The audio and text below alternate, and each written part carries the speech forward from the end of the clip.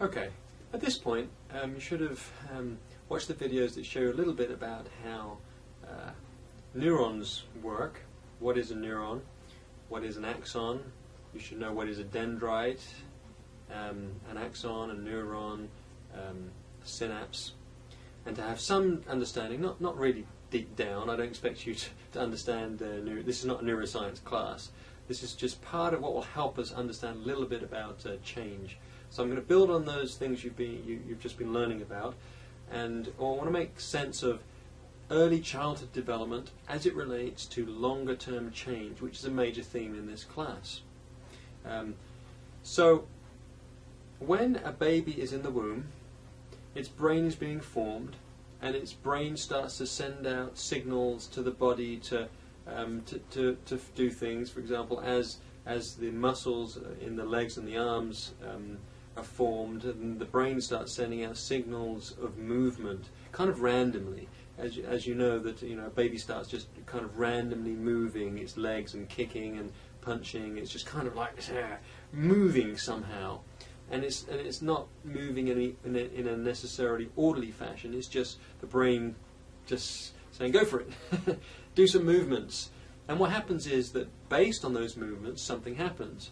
If a baby puts its arm out this way, and the mother's womb stops it, the mother's tummy stops it from moving any further, then an experience has just happened, and the experience is that that something is stopping the movement, and there's a sensation associated with it, and some formulaic math associated with it. I don't know. The brain makes sense of it. The brain makes sense of the boundaries of movement, and by doing so starts to formulate correct movement. And over time, this is the same mechanism of once a baby is born of walking. A baby doesn't know how to walk, and it sees walking, so it wants to walk, but the muscles, the programming in the brain is not set to do walking. So by trial and error, to some degree, the brain starts to figure out how to walk based on the boundaries it experiences from trying. So a lot of times there's learning in the brain through trying and trial and experience.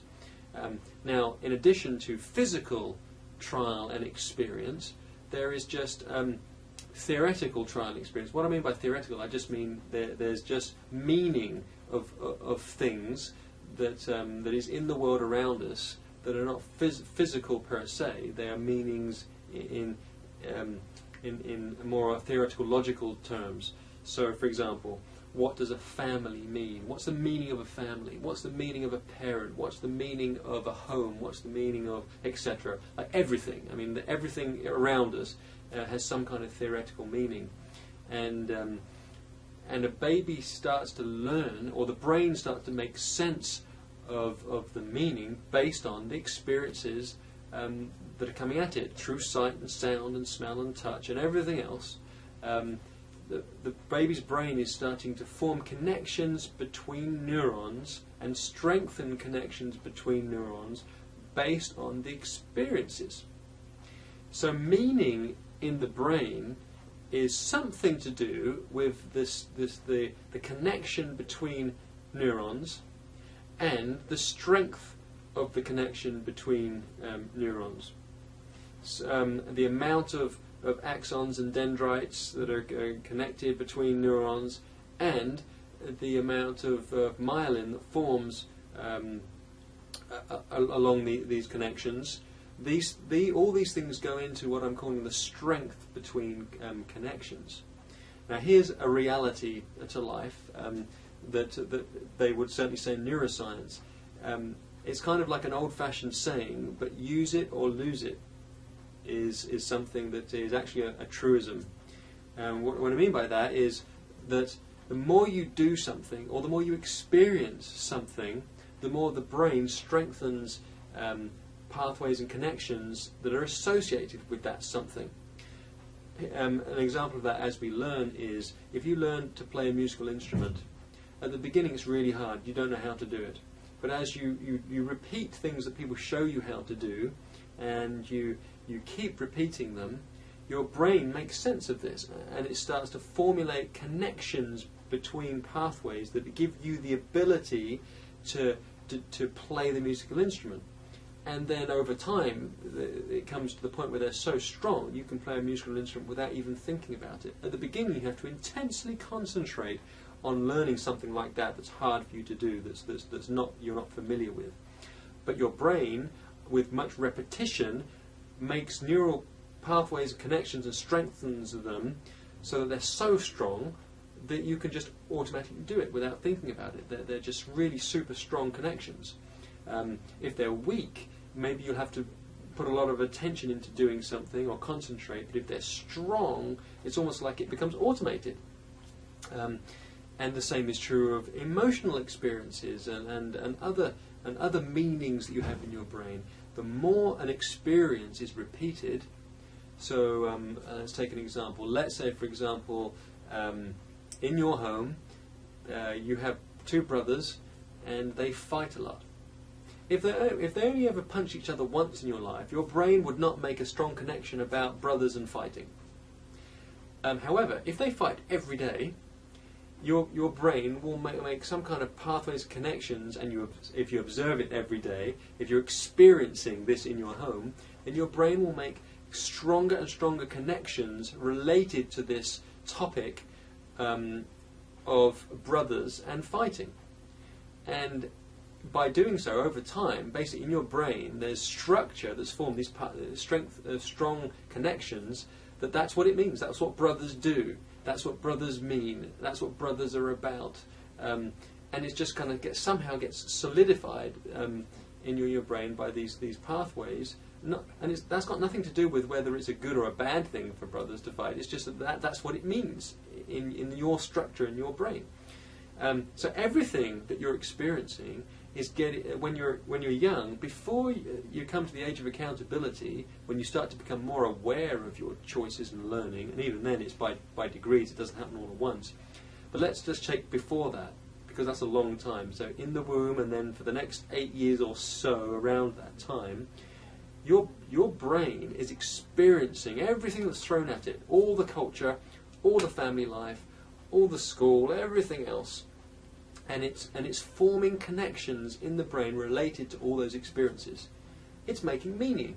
Those connections become meaning, or a sense of meaning that is formed in the brain, and that becomes part of you. It becomes part of who you are. You didn't know it happened. You're not sitting there before you're 8 thinking, wow, these experiences are coming into me and they're going to make a difference to me. You have no idea it's going on. It's just happening. And your brain is just making sense of it. There's not a thing in the brain that's trying to make sense of it. It just is made sense of by definition of the power of the experiences. So as experiences are repeated, then connections are strengthened. And that includes memories and abilities, so physical abilities and memories and emotional reactions and all sorts of things to do with your brain are strengthened based on your experiences during that period of your life. So you formulated this whole layer of structure, and I don't want to say in the brain terms it's like a layer, because it's all over the brain. It's all over, especially the cortex part of the brain. All of this structure is formed, all over the place. And scientists don't understand exactly how the fact that neurons are connected to each other is translated into meaning and memory and physical ability, but they do know it is. And there are certain parts of the brain that are associated with certain types of meaning and learning and physical ability. And it's not important for us to understand that. What is important for us to understand is that it happens, and that the more you experience something, the stronger the connections are in the brain, and especially at that young age, before you even know it's happening. To some degree after that, when you're older, you can make decisions on how much you concentrate on something or how much you repeat something. So you can choose how to strengthen connections in your brain. But you're not making a choice when you're young. It's just happening to you. It doesn't sound fair, really, does it? And to some degree, it isn't, but it's reality. And what I'm getting to is that your culture, your family, and your individual genetics and how that plays into it, and your spirit, all of that all plays in together to formulate your basic view and sense of the world. You know, what is right, what is wrong, what's a good family, what's a bad family, what does it mean to be a boy, what does it mean to be a girl, what does it mean to be a parent. You know, all these things are kind of thrown at you through experiences before you knew it was happening. So it's there, and it's not easy to escape.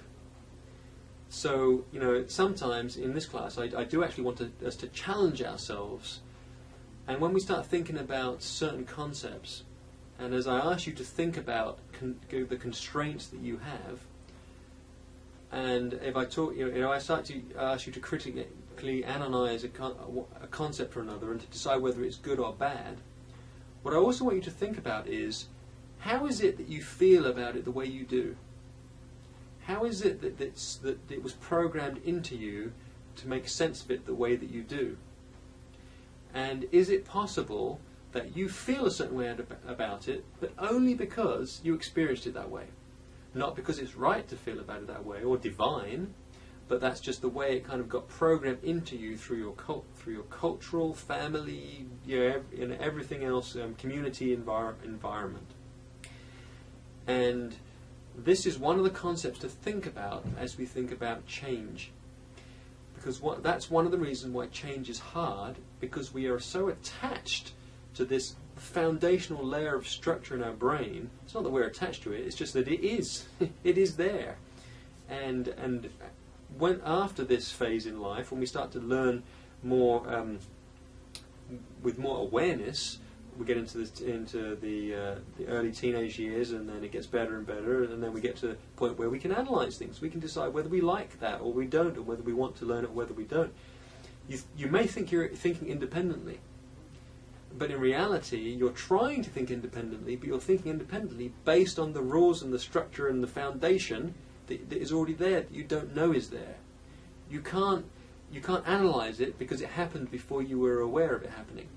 You can kind of look back on your life and make sense of, okay, I can see why it was I experienced that and why I feel that way, because my family's like that and my culture is like that.